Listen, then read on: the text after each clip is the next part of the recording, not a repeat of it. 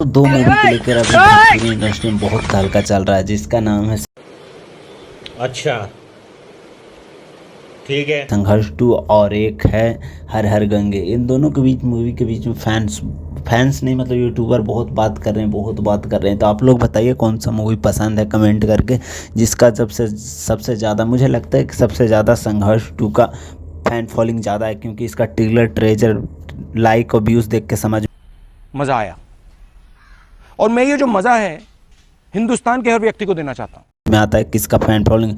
और release date Google पे भी चढ़ा दिया गया है संघर्ष 2, क्योंकि 20 अक्टूबर के आ रहा है ये मूवी।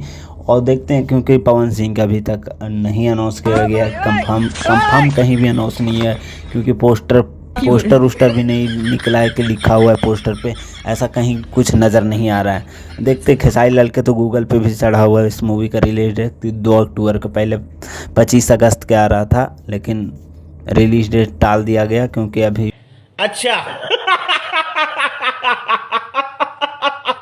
बहुत गदर मचा रहा है, गदर मूवी चल रहा है सिनेमाघर में, इसीलिए हॉल कम मिल रहा था, इसीलिए रिलीज टाल गया। अच्छी बात है, दिवाली को मौका पाएगा तो सब फैंस देख पाएंगे, अच्छी बात है। ज़्यादा कुछ नहीं बोलता हूँ। ओके भाई, जो मूवी आपको पसंद है कमेंट करके बताइए। बाय, लव यू, मिलता हूँ नेक्स्ट वीडियो में। Love you.